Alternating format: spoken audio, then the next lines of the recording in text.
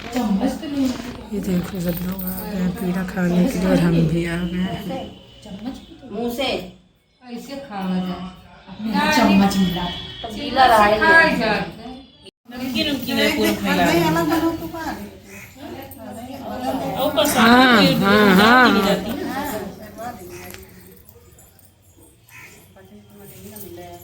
यही लोग मम्मी लाई ना तो उठाए भाई नहीं रहा है वो जगह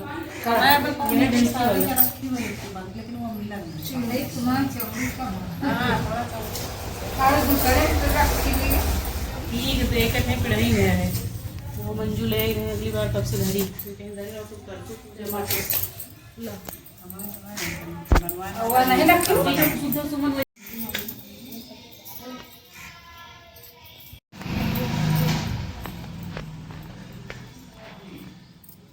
अरे लगा दिए तुम हो बच्ची टाइगर के लगाओ काफी कल लगाओ थोड़ा ज्यादा ज्यादा।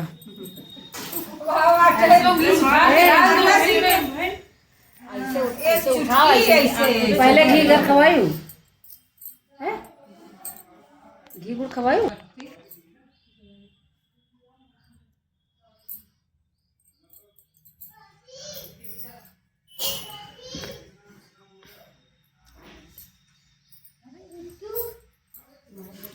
बिट्टू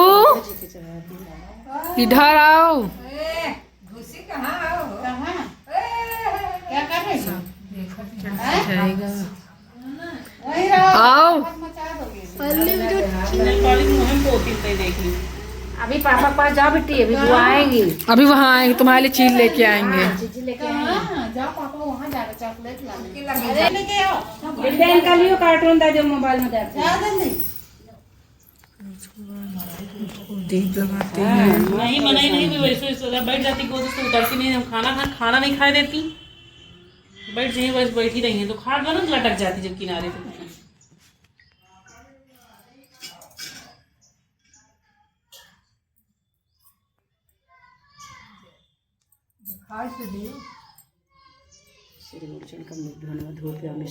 मंत्र पढ़ा करो गुरु दीक्षा ले आओ हम सब पढ़ ले होते थे चिल्लाए पड़ी तो पता चलेगा पता नहीं पढ़तू नहीं पढ़तू मन मत यह फायदा रहा ऐसे नीचे ही रख दो ना घर के सामान सारे चढ़े जाना करना तो थोड़ा और चौड़ी हाथ छोटी है नीचे ही रख दो नीचे छुआ के नीचे यही रख दो। एक पर रख दे जो दो बत्ती हाँ हाँ रख दो रख दो रख दो।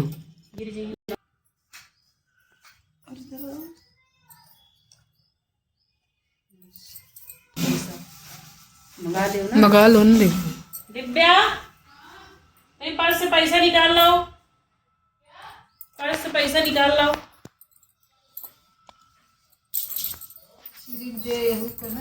छिड़को उतार तो ना गिरे पाओ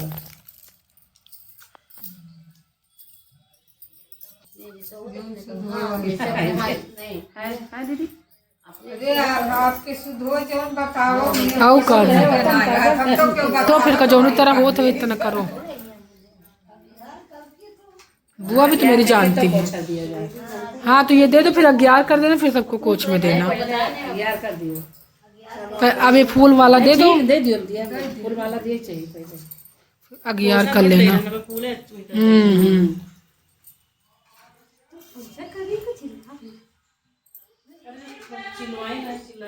10 रुपया दे जाओ 11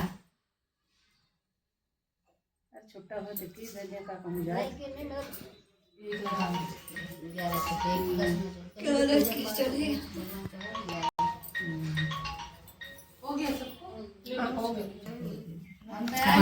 होने जा रही है। 11 होने के बाद फिर जो ये रखा गया प्रसाद सब लोग का प्रसाद गिलास ऊपर रखे दिया जाएगा। पानी जब कहा तो दे दो हम गांव में रहना है अच्छा हम घर आओ तो बताए भाई घर आओ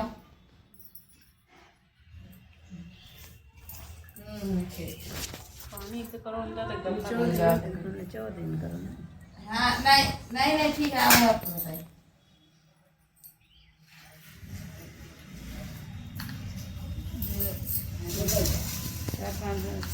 5 बार ना 2 तो प्रसाद मांगे मिले प्रसाद तुलसी नगर से तो इनका बुला नहीं है प्रसाद हाँ हाँ ठीक है 4 और एक बार हो गया 5 एक बार और रुक करो। एक बार तब होगा करके तो 5 आरती में करता है। फूल वाली 7 बार कर देंगे। फूल हो 5 6 हाँ तो कर दो 6। लौंग दी उन्हें कहा नहीं अब 11 तो मैया पहुंची वो तो प्रसाद तो आदमी का में हमने कही यार हाँ तराने की जब समय की सबका कल्याण करो बाबा। होए रहा कौन होए जाए अब सबको प्रसाद दिया जाएगा। अब दीदी सबको प्रसाद दे रही है, देखिए। सब काम हो गया, सब फिर होई। सही है।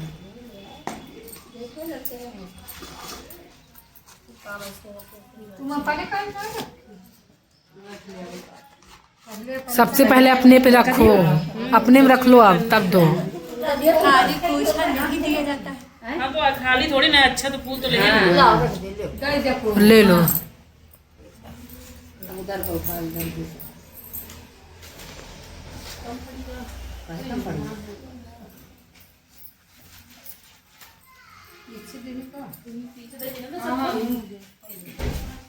कोई दे कम नहीं।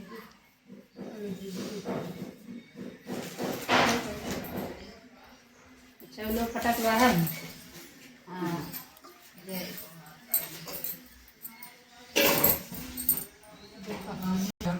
गुड़िया अपने विदेश जाने के बाद बहुत चिंतित और दुखी रहने लगी, क्योंकि बहू से प्राय नित्य खरी खोटी सुनाया करती थी। इसलिए बुढ़िया प्रतिदिन चिंतित और उदास रहती और घर के बाहर स्थित कुएं पर बैठकर रोया करती थी। बुढ़िया का यह क्रम रोज चलता रहता। एक दिन कुएं में से दिए की माँ नामक एक स्त्री निकली और बताओ मैं तुम्हें दुख दूर करने में प्रयत्न करूंगी। बुढ़िया ने उस स्त्री का प्रश्न सुनकर कोई भी जवाब नहीं दिया और रोती ही रही। दिए की माँ बार बार एक प्रश्न दोहराती जा रही थी। वह बुढ़िया इस बात को झुनझुना उठी और उस बुढ़िया ने दिए की माँ से कहा, तुम मुझे बार बार ऐसा क्यों पूछ रही हो? क्या सचमुच ही तुम मेरा दुख जानकर दूर कर दोगी? बुढ़िया के बात सुनकर दिए माँ ने उत्तर दिया, मैं अवश्य तुम्हारे कष्टों को दूर करने का प्रयत्न करूंगी। बुढ़िया ने दिए की माँ को ऐसा आश्वासन पाकर कहा, मेरा बेटा कमाने के लिए परदेश चला गया है। उसके पीछे मेरी बहू मुझसे बुरा भला कहती रहती है या मेरे दुख का कारण है। बुढ़िया की बात सुनकर एक दिए की माँ ने कहा, यार यहाँ के वन में मनसा माता रहती है, तुम अपना दुख उनसे सुनाकर कष्ट से छुटकारा पाने के लिए प्रार्थना करो। माँ बहुत दयालु है, दुखियों के प्रति बहुत सहानुभूत रखती है, निसंतानों के संतान, निर्धनों को धनवान, निर्बल को बलवान और अभावों को भाग्यवान बनाती है। उनकी कृपा से सौभाग्यवती स्त्रियों का अचल हो जाता है और कुंवारी कन्याओं को इनके अपने इच्छित वर की प्राप्ति होती है। रोगी अपने रोग से मुक्त हो जाती है। इसके अलावा जो भी मनोकामना हो वह सभी पूरी करती हैं, इसमें कोई संदेह नहीं है। दिए की माँ ने सब ऐसी विलक्षणा बात को सुनकर संकटा माता के पास गई और वो बुढ़िया संकटा माता के पास गई। उसने चरणों पर गिरकर विलाप करने लगी। मनसा माता ने बड़े ही दयालु से बुढ़िया से पूछा, बुढ़िया तुम किस कारण दुख से बार बार रोती रहती हो? बुढ़िया ने कहा, हे माता, आप तो सब कुछ जानती हो, आप तो कुछ भी छिपा नहीं। आप मेरे दुख को दूर करने का आश्वासन दें तो मैं अपनी दुखद गाथा आपको सुनाऊं। बुढ़िया की बात सुनकर मनसा माता ने कहा, मुझे अपना दुख बताओ, दुखियों का दुख दूर करना ही मेरा काम है। मनसा माता ने ऐसा कहने पर बुढ़िया ने कहा, ए माता, मेरा लड़का परदेश चला गया, उसके घर में ना रहने से मेरी बहू मुझे तरह तरह के ताने सुनाती है, उसकी बातों से मुझे सहन नहीं होता, इसी कारण परेशान होकर मैं बार बार रोया करती हूँ। बुढ़िया की इस बात दर्द की भरी कथा को सुनकर मनसा माता ने कहा, तुम घर जाओ, मेरे लिए मन्नत मनौती मांग कर मेरी पूजा करो, इससे तुम्हारा लड़का सकुशल घर वापस आ जाएगा। मेरी पूजा के दिन सुहागन स्त्रियों को आमंत्रित करें, उन्हें भोजन कराएं, ऐसा करने तुम्हारा लड़का अवश्य तुम्हारे पास आ जाएगा। मनसा माता के कहे अनुसार उस बुढ़िया ने मनौती मांग कर पूजा की और सुहागन स्त्रियों को भोजन कराने के आमंत्रित किया। परंतु विचित्र बात यह हुई कि जब बुढ़िया ने इस स्त्रियों के लिए लड्डू बनाने शुरू किए तो उसके साथ ही जगह 8 लड्डू बन गए। इस बात से बुढ़िया बहुत ही असमंजस में पड़ गई। ऐसा होने का क्या कारण है? कभी मुझसे गिनने में तो गलती नहीं हो गई, अथवा अपने आप 8 लड्डू बन जाने का कोई अन्य कारण है। उसी समय मनसा माता एक वृद्ध स्त्री के रूप में बुढ़िया के सामने प्रकट हुई और बुढ़िया से पूछा, क्यों बुढ़िया, आज तुम्हारे यहाँ कोई उत्सव है क्या? यह सुनकर बुढ़िया बोली, आज मैंने मनसा माता की पूजा की और सुहागिन स्त्रियों के भोजन के लिए आमंत्रित करती हूँ। जब गिन कर 7 लड्डू बनाती तो वे अपने आप ही 8 बन जाते। मैं इस बात से चिंता में पड़ गई। बुढ़िया की बात सुनकर मनसा माता ने कहा, क्या तुमने किसी बुढ़िया को आमंत्रित किया है? बुढ़िया कहने लगी, नहीं मैंने ऐसा नहीं किया, परंतु तुम कौन हो? मनसा माता ने कहा, मैं बुढ़िया हूँ, मुझे आमंत्रित कर लो। ऐसा सुनकर बुढ़िया ने बुढ़िया रूपधारी मनसा माता को भोजन के लिए आमंत्रित कर लिया। इसके बाद बुढ़िया के घर पर सभी आमंत्रित सुहागिनें आ पहुंची। बुढ़िया ने सबको लड्डू तथा अन्य मिठाई आदि भोजन कराया। इससे मनसा माता ने उस बुढ़िया पर बहुत प्रसन्न हुई। माता की कृपा से उस बुढ़िया के बेटे के मन में अपनी माता और पत्नी से मिलने की इच्छा उत्पन्न हुई। वह अपने घर के लिए चल दिया। कुछ दिन बीतने के बाद वह बुढ़िया मनसा माता की पूजा कर सुहागिनों को भोजन करा रही थी। किसी ने उससे लड़के के आने की सूचना दी, लेकिन बुढ़िया अपने काम में लगी थी। उसने कहा, लड़के को बैठने दो, मैं सुहागिनों को जिमा कर ही अभी आती हूँ। लड़के ने बहू ने पति के आने का समाचार सुना। उसी क्षण पति के स्वागत के लिए तुरंत घर से चल दी। लड़के ने अपनी पत्नी को देखकर मन ही मन सोचा कि मेरी स्त्री मेरे प्रति कितना प्रेम रखती है, जो खबर पाते हो उसके आने से आ पहुंची। परंतु मेरी माँ ने इस पर जरा सा प्रेम नहीं है। मेरे आने की खबर पाकर मुझसे मिलने नहीं आई। जब पूजा कर समाप्त हो गए, सभी सुहागिन भोजन करके अपने अपने घर लौट गई। बुढ़िया अपने बेटे से मिलने के लिए उसके घर पास पहुंची। माँ ने कहा, उसके लड़के ने पूछा, माँ अब तक कहाँ थी? माँ ने कहा, बेटा मैंने तुम्हारी कुशलता के लिए मनसा माता से मनौती मांग रखी थी, उसी को पूरा करने के लिए सुहागिनें जिमा रही थी। मनसा माता की कृपा से उसका मन ही पत्नी से हट गया। उसने माँ से कहा, माँ या तो मैं रहूँगा या रहेगी, मैं या रहूँगा या रहेगी। बुढ़िया ने कहा, बेटा तुम्हें मैंने बड़ी कठिन तपस्या से पाया, इसलिए तुम्हें छोड़ नहीं सकती, इसलिए चाहे बहू का त्याग भी करना पड़े मैं कर सकती हूँ। तब लड़के ने अपनी स्त्री को घर से निकाल दिया। घर से निकाल कर बाहर आई तो बहुत ही दुखी मन से एक पीपल के पेड़ के नीचे बैठकर रोने लगी। एक राजा उधर से जा रहा था, उसने रोता देखकर राजा से पूछा कि तुम क्यों रो रहे हो? तब उसने अपनी सारी व्यथा राजा के सुनाई। राजा ने कहा, आज मेरी धर्म बहन लिए रो मत, मैं तुम्हें सारी संकटों से दूर करने का प्रयास करूंगा। यह कहकर राजा उस स्त्री को अपने महल के लेकर गया। महल जाकर राजा ने रानी को सारी कथा सुनाई। रानी ने कहा, देखो आज मेरी धर्म बहन है, इसी महल में रहेगी और इसी किसी प्रकार का कष्ट नहीं होना चाहिए। राजा ने यहाँ पहुंचकर कुछ दिन बाद धर्म प्रयोजन होकर रामनाथ की स्त्री को ने भी मनसा माता का व्रत आरंभ कर दिया। मनसा माता ने नित्य सुहागिनी को भोजन कराने के लिए आमंत्रित किया। उसे रानी को भी आमंत्रित किया। जब सभी सुहागिनी लड्डू खाने की लगी तो रानी ने कहा, मुझे तो रबड़ी मलाई और स्वादिष्ट मिठाई हजम नहीं होती, या पत्थर समान लड्डू कैसे हजम होंगे? ऐसा अवहेलनापूर्ण बातें कहकर रानी ने लड्डू खाने से मना कर दिया। कुछ समय बाद माता माता की कृपा से रामनाथ अपनी पत्नी को खोजते हुए राजा के महल में आया। वहां आकर अपनी पत्नी को मनसा माता की पूजा करते हुए देखा तो मनसा माता के हाथ जोड़कर प्रणाम किया और अपनी पत्नी को कहा, कि मेरे अपराध को क्षमा करो। पत्नी ने कहा, मैं नाथ, यह सब प्रारब्ध से ही होता है, इसका कोई दोष नहीं है। आप मेरे ईश्वर मेरे पत्नी मेरे अपराध को क्षमा कर दीजिए। कहकर दोनों ही विधि पूर्वक मनसा माता के व्रत सुना और मनसा माता की पूजा की। पूजा को समाप्त करके सुहागिनी को जिमा कर दोनों स्त्री अपने अपने घर को प्रस्थान करने के तैयार हुए। जाते समय रामनाथ की स्त्री ने राजा रानी से कहा, जब मैं दुख पड़ा तो मैं आप लोगों की धर्म बहन बनकर मुझे आश्रय दिया। यदि आप किसी को भी किसी तरह की सहायता की अवस्था में मेरी कुटिया में निसंकोच चले आना। ऐसा कहकर दोनों पति पत्नी अपने घर चले गए। मनसा माता के प्रसाद को निरादर करने के कारण रानी का भारी संकट आ गया। रामनाथ की बहू के जाते ही उनका राजपाट नष्ट हो गया। ऐसी विपत्ति को पढ़कर रानी राजा ने कहा, ना मालूम वह तुम्हारी धर्म बहन कैसी थी, उसकी यहाँ जाते ही सब कुछ नष्ट हो गया। रानी ने कहा, जैसा राजा से कहा, जाते समय वह भी जब मेरे पर कष्ट पड़ा था तब मैं तुम्हारे यहाँ कदाचित तुम्हारे ऊपर कोई भी कष्ट पड़े तो मैं भी घर चले आना, इसलिए हम लोगों के यहाँ चलना चाहिए। ऐसे विचार कर राजा रानी दोनों ही अपनी धर्म बहन के घर पहुंचे। वहां जाकर रानी ने कहा, बहन तुम्हारे जाति ऐसा क्या हो गया? हमारी सारी संपत्ति नष्ट हो गई, हम लोग बहुत परेशान हो गए। रानी की बात सुनकर रामनाथ की स्त्री ने कहा, बहन मैं तो कुछ नहीं जानती, मेरी सब करता धरता मनसा माता है, इसके लिए अतिरिक्त कोई दूसरा नहीं। इसलिए मेरा राय मैं तुम मनसा माता से अपनी भूल के लिए क्षमा याचना करो, उनकी मान मनौती करो, तुम्हारा काम बन जाएगा, तुम्हारे सारे बिगड़े काम बन जाएंगे। रामनाथ की स्त्री की बातें सुनकर रानी श्रद्धा पूर्वक माता मनसा का व्रत किया और उनकी सुहागनों को जुमा कर अनजाने में हुई अपनी सब भूलों के लिए मनसा माता से बार बार क्षमा मांगी।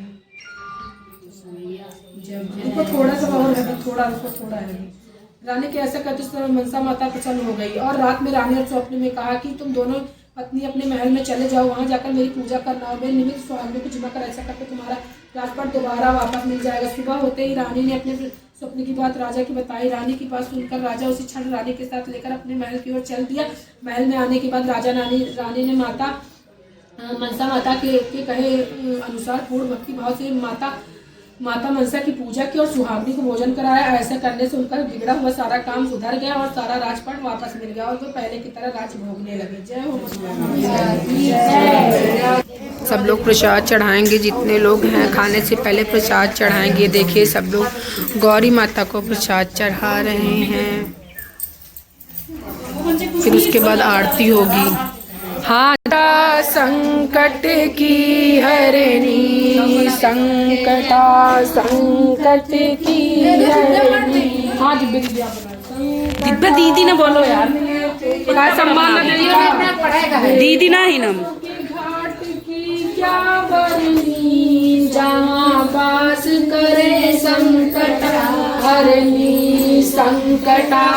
आंटी आप बनाओ ना, तुम ऊपर में पढ़ो तो मुझे बना। गैया की घी ना गैया के घी ना कपूर की बाती, गैया घी ना कपूर की बाती, जहाँ बास कर मनसा हरनी, संकट की हरनी। गैया अंधे की आँखी, मैया कोड़ी की काया, अंधे को आँखी कोड़ी को काया, बाजिन लाल के लाल जननी, संकट बास करे मनसा हरनी, मनसा मैया संकट की हरनी। जो जस धावे मैया तो फल पावे, बेमुख कोई न जावे जननी, जहाँ बास घट मई मनसा मैया। संकट की हरनी,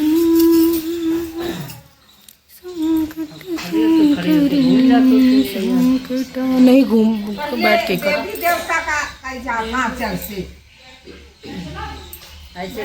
ऐसे ऐसे कर दो माता रानी की तरफ, बस खाली। हाँ बस ऐसे करके सब लोग आरती ले रहे हैं। देखिए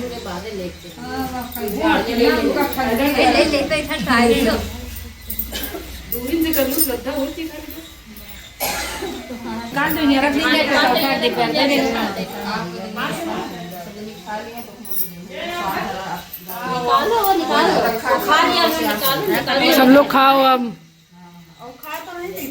अरे खा जाता है, आप लोग हाथ से खाओ, सब लोग चिम्मच से खाते हैं। हम खाओ हाथ से खाते हैं। ये चट्ट देवी थोड़ी ना है, मनसा देवी का है, हाथ से खाओ उसको।